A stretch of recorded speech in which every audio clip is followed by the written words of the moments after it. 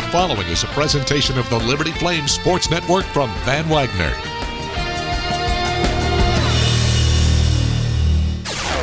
Welcome to the Liberty Flames Clubhouse Report from Van Wagner on the Liberty Flames Sports Network.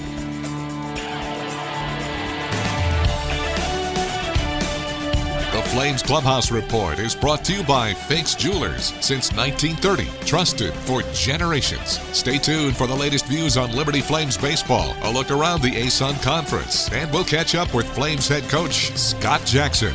Now, here's the voice of Flames baseball, Nick Pierce. Hello and welcome to another edition of the Liberty Flames Clubhouse Report presented by Fakes Jewelers. Coming up, we've got Flames baseball this weekend. After some changes to the schedule on Wednesday, Liberty's 7-game road trip came to an abrupt ending and was cut off at a 4-game trip, as the Flames series at Kennesaw State this weekend has been canceled. Liberty will make its way instead back home to take on VCU Friday afternoon before going back to VCU on Saturday for another split series with the Rams. Second time this season these two ball clubs will have done that. Liberty swept a 2-game series from VCU just a couple of weeks ago, taking Game 1 in Lynchburg before taking Game 2 as well in Richmond. So, change of plans here this weekend. That is the world we live in with COVID-19. Kennesaw State dealing with COVID issues within its program right now. The Owls were not able to play this weekend due to a positive test and some contact tracing within their club. So Liberty pivots, and thankfully the VCU Rams had the weekend off anyway. Head coach Sean Stifler was looking for ball games, and he and Scott Jackson's relationship worked out there to where those two were able to link up for another 2-game series here. So meetings 3 and 4 between the Flames and Rams coming up this weekend with another split series. Could wind up working out in the Flames' favor. Certainly disappointed to not be able to play that ASUN series down at Kennesaw State. But you cut off a 7-game road trip, ended at 4, and now the Flames are in a position to play 6 of their next 7 at home. And Liberty has made plenty of hay at home this season and over the last 3 seasons. If you look at the numbers, the Flames are 8-0 in their home ballpark this year. They've won 43 out of the last 50 games that they have played at Worthington Field at Liberty Baseball Stadium. So that could be a good thing for the ball club as they come into the weekend with a 16-7 record. The Flames, after starting the month of March 13-0, a Division I record for the longest win streak in program history. The Flames then faltered in Game 1 of a doubleheader at Bellarmine last weekend. Liberty dropped that one 8-7 to snap the 13-game winning streak. Bounced back to take Game 2 of the doubleheader and take the series from the Knights. And then the Flames dropped a 1-run ball game this past Tuesday at Duke. Liberty's now lost 2 of 3. The Flames went 14-2, however, in the month of March. So turn the page to a new month here. Liberty moving on into April. April 2nd, April 3rd, the series with VCU, and then Wake Forest comes to town next Wednesday before Liberty hosts Lipscomb in a 3-game ASUN series the following weekend. So a lot of home games coming up for this ball club, and as I said, that is certainly a good thing. Go back to the game on Tuesday night. The Flames did not really play as well as they were capable of, and certainly got off to a tough start on the mound. Mason Hand gave up a couple of home runs in the first inning. Just really tough to dig out of a 4-0 hole, although Liberty made a run at it. Flames did come close. A couple of home runs in that ball game. A solo shot from Aaron Anderson, another one from Brandon Rohrer. Gray Betts extended his hitting streak now to 9 games with an RBI triple in the 3rd inning of that ball game. Betts now with a 9-game hitting streak. That's the longest of any Liberty Flame this year. Also, a 13-game reach base streak for Will Wagner. He has reached in 13 straight. That is also the longest of any Flames player this year. Those two swinging the bat exceptionally well coming into this weekend. We did see Coach Jackson make a couple of lineup changes this past Tuesday. We're going to ask him about that on the Scott Jackson Report here on the podcast this week. Aaron Anderson got his first start at first base this past Tuesday at Duke. Brandon Rohrer able to play the outfield for the Flames as well. And so we'll ask Coach about the lineup and just get his thoughts on that coming into the weekend here. Also, we're seeing the Flames try to stretch out some more guys from the bullpen. Trey Carter, I thought, did some good things on the mound. Dylan Cumming, we saw him get on the mound on this past Tuesday for the first time in more than a month. Thought he really picked the ball club up coming out of the bullpen, gave Liberty a chance to come back and win that ball game with nearly 4 innings of scoreless relief out of the pen. So good job by Cumming, pretty good job by Carter, and we'll get Coach's thoughts on the bullpen here as well. So we'll visit with the head coach, Scott Jackson, coming up here in just a little bit. Also, this week's guests include Flames left-handed starter Trevor DeLaite, Friday night starter, Maine transfer. He's a good story. We're going to get into his background a little bit, how he wound up at Liberty, and we'll talk plenty more. Also, we'll find out which sport almost stole Trevor DeLaite away from baseball. We'll chat with the Flames left-hander about that coming up here in just a little bit. Taking a look around the ASUN Conference heading into the weekend. North Florida is starting to get going a little bit. The Ospreys have won 4 in a row. They're now 3-0 in the ASUN. That's after a 3-game series sweep over Jacksonville on the road this past weekend. They will be at home against Florida Gulf Coast coming up this week. Florida Gulf Coast 1-2 in the league. They've dropped a couple of their last ball games now, 13-10 overall. Liberty still 5-1, first place in the North Division. The Flames 16-7 overall. Kennesaw State having a pretty good year, 16-8, 4-2 in the A-Sun, and they had won 5 in a row. That's a real shame that the Flames and Owls could not get together this weekend in Kennesaw. Stetson 16-9. The Hatters, after starting 10-0, have gone 6-9 since, but they are 2-1 in the league. Bellarmine, respectable. I'll tell you, after watching the Knights this past weekend, I was impressed. They're a competitive ball club. They've got some good hitters in there, Gambert, and then also Finnerty, but also when they get Higgins back from the injury, he had a little bit of a heel problem, wasn't able to play this weekend except one pinch hit appearance. Bellarmine is not a pushover by any stretch, transitioning from Division II to Division I. They're 4-5 in the league now, 8-14 overall. Lipscomb 2-4 in the conference after a stunning result for the Bisons last weekend, getting swept by North Alabama. UNA now 4-17 after sweeping Lipscomb this past weekend. And then Jacksonville at 6-15, the Dolphins 0-3 in the league. That's a look around the rest of the A-Sun to let you know how everyone else in the league is doing. Again, the Flames will have the Lipscomb Bisons coming up next weekend in Lynchburg. That'll take us to our first time out here on this week's Liberty Flames Clubhouse Report. Stick around. When we come back, we'll visit with Flames left-hander Trevor DeLaite. And a little later on, we've got the head coach of the Flames, Scott Jackson. This is the Liberty Flames Clubhouse Report, presented by Fink's Jewelers from Van Wagner on the Liberty Flames Sports Network. Back-to-back Cure Bowl champion. Explode! The Flames have won! Ranked 17th in the nation.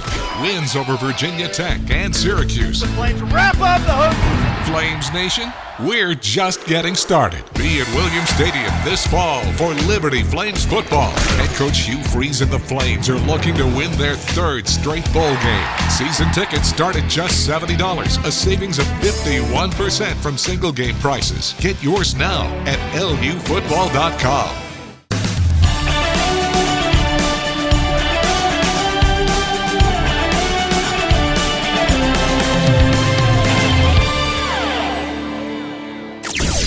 Now, back to the Liberty Flames Clubhouse Report, presented by Fink's Jewelers. Flames Clubhouse Report continues here this week, and it's a pleasure now to be joined by Liberty left-hander Trevor DeLaite, one of the newcomers on this ball club and the Friday night starter for the Flames. Trevor, a very successful season for you so far. If you look over your last 3 outings, I don't know how much you follow the stats and things like that, but you've only given up 3 earned runs in that stretch.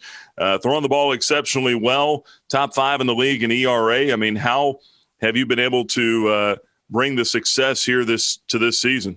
I think it's just kind of falling back on being myself and just attacking hitters and understanding kind of what my strengths are. And I think just big thing now is just being myself and going out there and competing. What would you say that your strengths are? I would say my command of my fastball is pretty good. And then my changeup is something over the last year or so that I've developed that I'm able to throw in all counts and get swings and misses. So that's been huge, and something that's a pitch that having a second pitch you can always go to is definitely crucial with having success. That's for sure.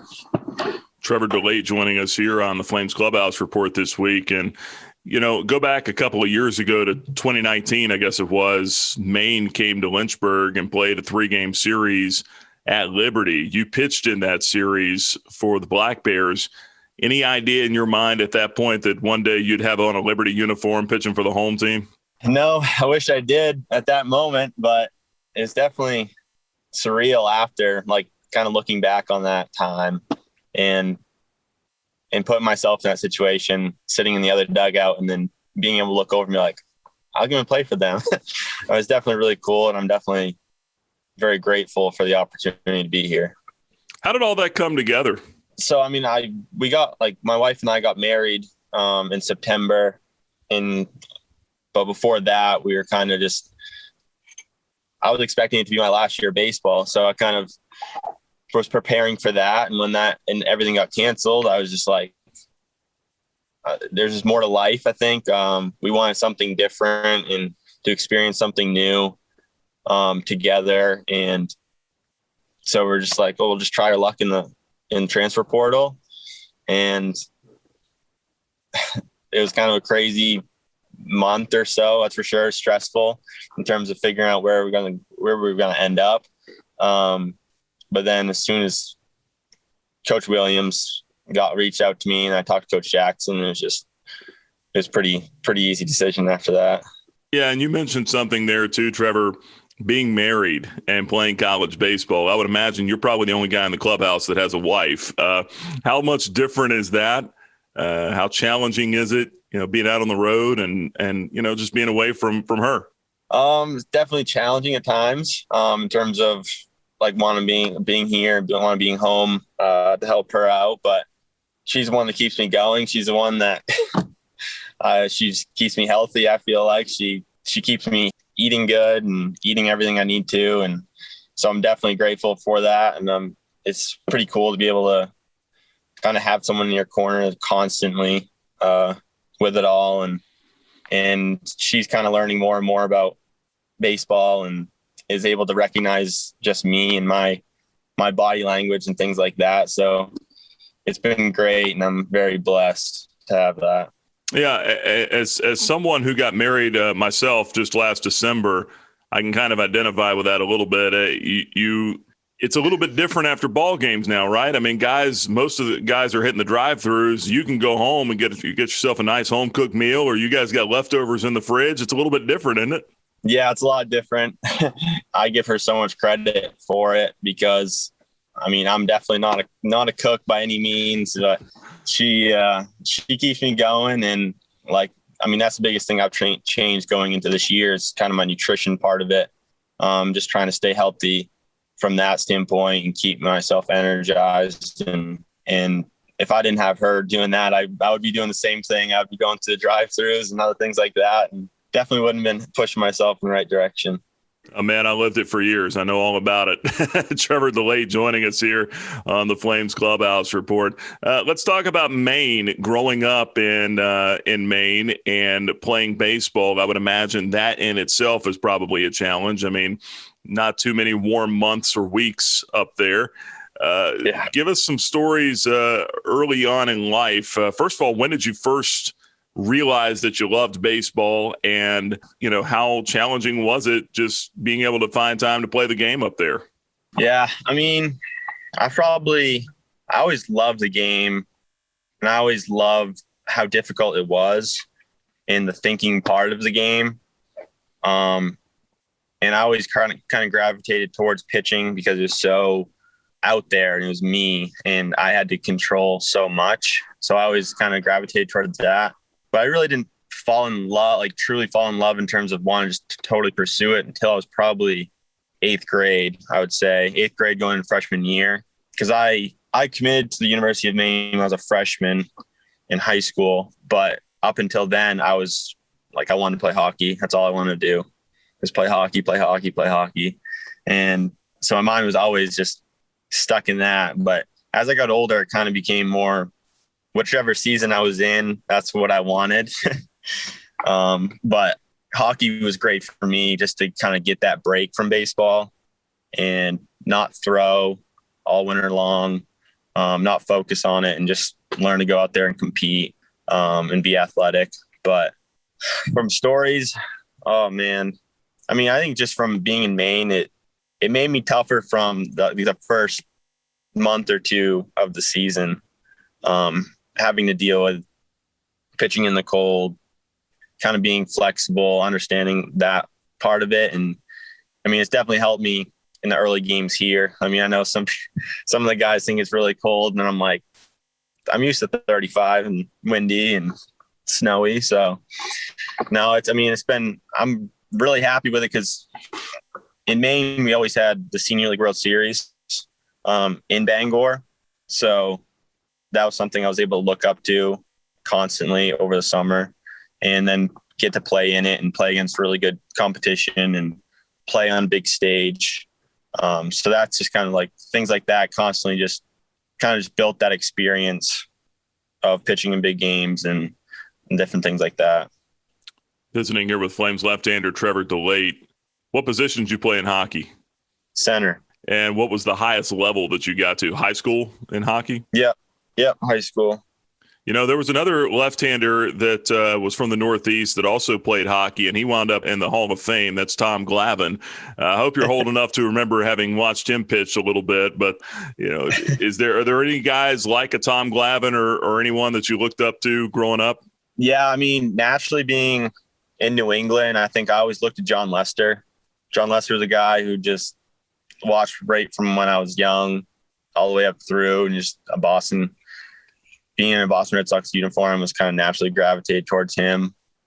There's other guys around the league that you see, like, I mean, I like a Dallas Keuchel now in the last few years, who's like smart, crafty, more on that side. That's more like how I am. So I try to pick out those guys that are more in that lower velo scale and that know really how to pitch. Nothing wrong with that at all. Like I said, you can make a long career off of that. Looking ahead here to this weekend, and we'll kind of end on this note. VCU now instead of Kennesaw State. I don't know how deep into your preparation on the Owls you had gotten up to that point, but take me through this. You and Gray Betts get together before a series, kind of come up with a game plan. Coach Jackson's told us about that before. How does the change in the weekend kind of affect what you guys have put in from a preparation standpoint? And also, does it help that you've already seen them? Yeah, it definitely helps. You already seen them. And being able to go back and watch film on my stuff and how that plays against their swings, I think that is definitely beneficial. But yeah, I mean, luckily with the way this week has gone, I didn't get too deep into Kennesaw. So that was good. But yeah, usually I'll go in for an hour, 2 hours and watch swings, watch hitters, write notes. And Gray will go in and watch his, and then we kind of meet up and talk about it and see where we line up in our thoughts. And usually they're really close, and Gray's done a great job of being able to control the game behind the plate and call a great game, which is taking pressure off me in terms of having to think too much about what I should throw and different counts and certain things like that. So, and he understands my stuff, which has been great. He knows what's on and what's not. So that's been huge. Good stuff. Trevor, we appreciate the time. Best of luck coming up here against the VCU Rams on Friday. Thank you very much. All right, stick around. The show continues up next with the Scott Jackson Report presented by Beacon Credit Union. That's on the other side of this break as you're locked into the Flames Clubhouse Report presented by Fink's Jewelers from Van Wagner on the Liberty Flames Sports Network. This broadcast of Liberty Flames Athletics is brought to you in part by Beacon Credit Union. Beacon Credit Union is a full-service financial institution offering a wide range of products and services. Having served Lynchburg and the surrounding area for over 75 years, our vision is to be the premier provider of quality financial services, a leader in our community, and the most progressive financial institution in our field. More information on Beacon Credit Union and all your banking needs is available online at mybcu.org. Equal housing lender, member NCUA.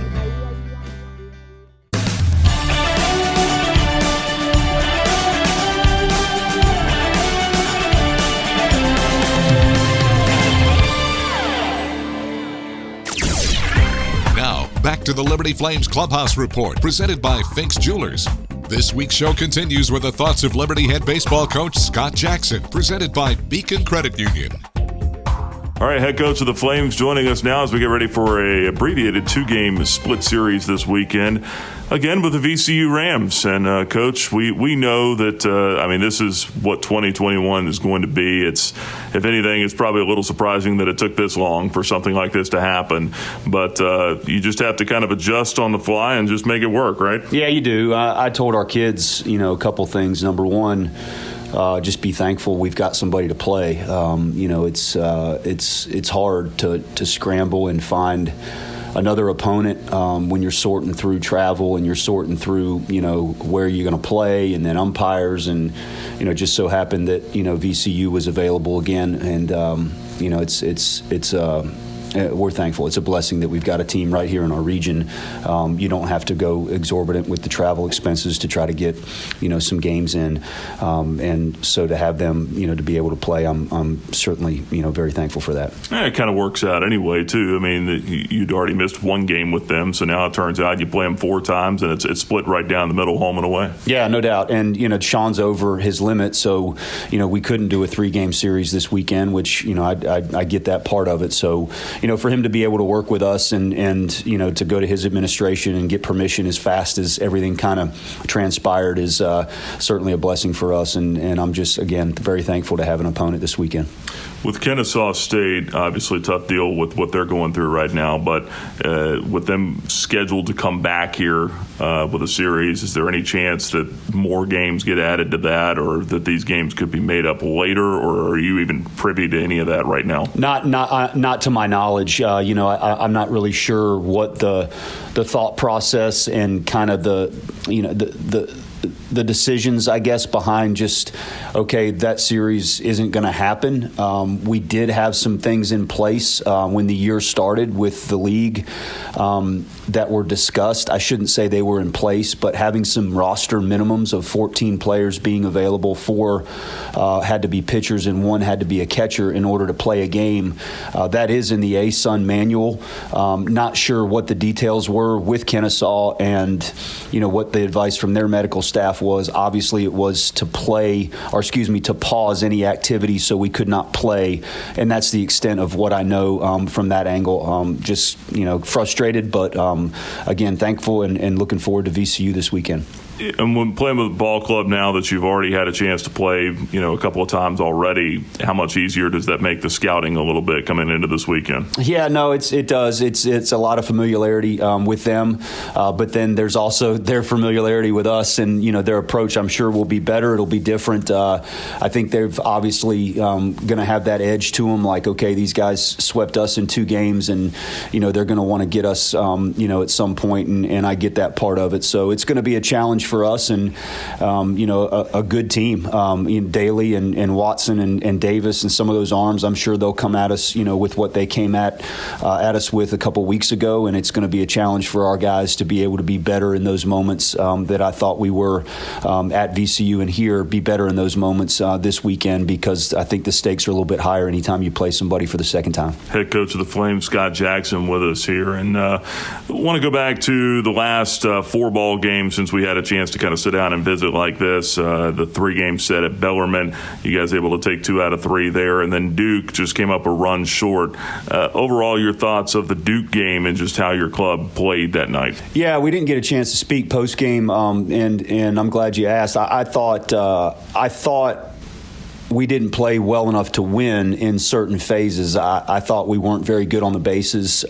We walked 9 of their batters, and 3 of those scored. Anytime you play a 5-4 one-run game, you're going to go back and say, hey, shoulda, coulda, woulda, what if? That's easy to do from that perspective, especially as a coach.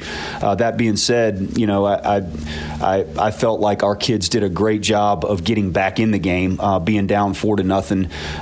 I thought Dylan Cumming was outstanding. I think he was a great matchup, if you will, in the ballpark that night. The way it was playing very small. He's a ground ball guy. He did some really good things and took some big steps forward, I felt like, for us and with our pitching staff.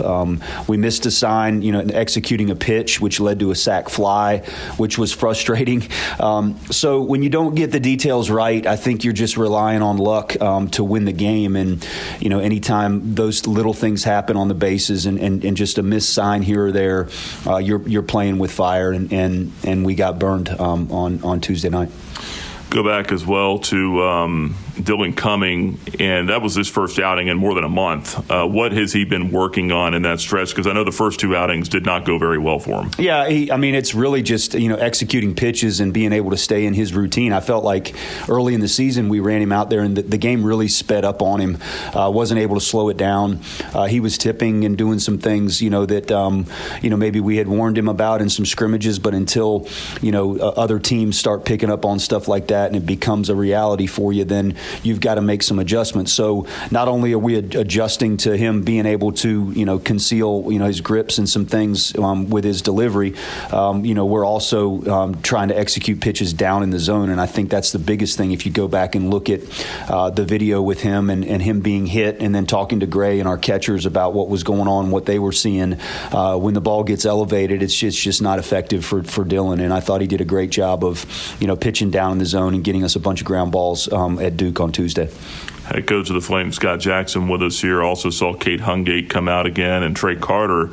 Well, Trey Carter did some good stuff right there. I mean, a borderline pitch could have gone either way. He winds up walking the guy, but then still gets the fly out to get out of the inning. Was that a big step for him? I definitely think it was. That kid's been just a very consummate learner, and he's diligent with what he's doing. He's ramped up his catch play to a point where the intensity's matching the intensity that he's giving on the mound. So, controlling that effort level is one thing you've got to be careful of, because you don't want to tax the arm. However, in order to consistently repeat and fill up the zone, you want to get that effort level in your catch play as close to game play as possible, and just maybe reduce the number of throws. So kudos to Trey, for doing that. He's also swinging the bat better in BP, and just the physical specimen that he is. I mean, he comes out of the bullpen at Duke and he's 94, 96. I mean, those guys are hard to find as freshmen, and I'm just excited for him. He's a wonderful kid and somebody I enjoy being around, and I've just enjoyed watching his progress. I think Matt's done a great job with him. And you mentioned swinging the bat too. He and Cade are both two-way players. Do you see them helping you more on the mound right now than at the plate, or do you want to try to get them some at bats here too? Yeah, I think you're exactly right. I think both of them can help us more at this moment on the mound. However, two-way players are very valuable, and so both of them are continuing to make progress. If they weren't making progress, and I felt like, hey, this is just kind of a novelty for you to just get in here and take some PP swings, obviously we wouldn't do it. So I just think they're both moving in the right direction there. I really like the energy Cade Hungate brings when he comes out of that bullpen. I really felt that, especially at VCU, and then again, down at Duke. I think he's got some energy, and I thought his outing at Bellarmine was solid. I mean, the kid's been great for us out of that bullpen with 3 pitches and a guy that wants to attack. And again, I'm all about what kind of energy you bring us, and what kind of feeling do you give us when you're out there on that dirt circle, because you dictate a lot for us, and almost everything from a win-loss standpoint starts in that circle. So I like what I see from both those guys, and Cade's energy's been great. Last couple things here, Coach. Aaron Anderson at first base the other night. Is that something that you were thinking about doing there for a little bit, or do you think you might move forward with that, or was that just kind of playing the matchups? Yeah, the matchups, exactly. Just looking at it, I felt like they were going to come at us with those lefties, which they did. I think, the first, 6 innings was all left-handed pitching for us. And to get Brandon in there and for him to, play defense for us in a game, I thought was important. I thought it was a good matchup, with us being able to use that monster, and he's been out there before. Just some little things there. And we got to get Logan going and keep him, just kind of moving in the right direction. I know he's been frustrated, but he's working. And, Logan Matthews going to be a factor for us, has to be a factor for us to get where we want to go. So just playing with some different things there and some guys off the bench. I kind of like having Logan Matthews off the bench. I know he's not going to want to hear that, but to have that bat with the wind blowing out at the DBAP on Tuesday night was a pretty good feeling. It didn't work out exactly the way we wanted it to, but Logan's a wonderful kid, and they all are. It's hard sometimes filling out that lineup card because I know they all want to play, but they've all done a great job of just being great teammates and staying locked in on their role and what we need to be able to get where we want to go. Yeah, but you're exactly right. I mean, and that kind of comes into building some length to the lineup. Right. When it starts to get hard to fill that lineup card out, and just getting Brandon Rohrer back seems to have added a little bit to that. Yeah, and you've got Haney and Gulakowski, and you're looking for opportunities. It's hard with Josh. He's that fourth infielder where, okay, if I put him in the game here and then we pinch hit for him later in the game, then I don't have that fourth infielder that's the experienced guy just in case something were to happen. And with Brady too, I know Brady's frustrated right now, but we have a doggone good hitter off the bench there that's got some power and some history. And so there's some different things there. Brandon certainly really helps give us that length and some different looks there. And again, Garrett Wilkinson too. I think we can kind of overlook him a little bit. He's had some really good at bats for us down the stretch here after not having gotten in there. So I like the way our offense is looking now and the way it's headed. And it's going to be up to me to be able to keep all those guys sharp and not let them go too long without stepping in the box against a live arm. Last thing here, the pitching staff this weekend, same kind of plan as the last time with the 2-game set and Mason Meyer out of the bullpen? Yeah, absolutely. We'll let Gibby go to Richmond again and start over there, and we'll start DeLaite and use Meyer out of the bullpen on that Friday game. So, yeah, excited to be able to let those guys get out there again. I wish we had 9 more innings because I need to get even more out there if we can, but we'll start with those 3. We know those 3 are going to pitch in the starting role for DeLaite and Gibson, and then Meyer in some capacity, and we'll go from there. I like my chances. Coach, appreciate the time. All right, appreciate it, Nick. As always, we appreciate the thoughts of head coach Scott Jackson, presented by Beacon Credit Union. Well, looking ahead to the weekend, again, shortened series, 2 games, 2 o'clock each day, and here's how you can follow the Flames. On the radio, we will have live coverage beginning at 1:35 on Friday afternoon, 90.9 FM in Lynchburg, also online at libertyflames.com. Saturday's broadcast in Richmond will be exclusively online only. LibertyFlames.com is the only way to hear it. Click the live audio link on LibertyFlames.com. We'll have pregame coverage, again, starting at 1:35 with a 2 o'clock first pitch on Saturday. So 2 o'clock first pitch Friday, 2 o'clock on Saturday. Pregame coverage begins at 1:35 from the Liberty Flames Sports Network from Van Wagner. Hope to have you with us coming up here this weekend as the Flames and Rams get together. Looking at VCU, they're now 13-10 on the season. The Rams have won 4 straight ball games. Remember, they had dropped to 9-9 after the Flames beat them twice.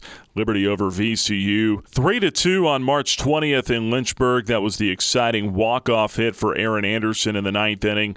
And then the Flames ran away from the Rams in Richmond 6-1 on March 21st. Since then, VCU's gone 4-1. They lost a game at home against Old Dominion. Then had a 3-game series that VCU swept with William and Mary before taking a midweek game at Elon this past Tuesday, 6-3, the final score in that one. So it should be 2 good matchups coming up between Liberty and VCU. We hope to have you with us for the broadcast on the Liberty Flames Sports Network from Van Wagner. That'll wrap up this week's edition of the Liberty Flames Clubhouse Report presented by Fink's Jewelers. Once again, we thank Flames left-hander Trevor DeLaite for joining us. He'll get the ball in Game 1 on Friday. Also, a big thanks to Flames head coach Scott Jackson. For all of us at the Liberty Flames Sports Network, My name's Nick Pierce. Thanks so much for joining us. Enjoy the baseball this weekend. So long, everybody. You've been listening to the Liberty Flames Clubhouse Report, presented by Finks Jewelers. For more on Flames baseball, check out libertyflames.com. You can also follow the team on Twitter and Instagram at Liberty Baseball and on Facebook at Liberty Flames Baseball. The Flames Clubhouse Report is an exclusive presentation from Van Wagner on the Liberty Flames Sports Network.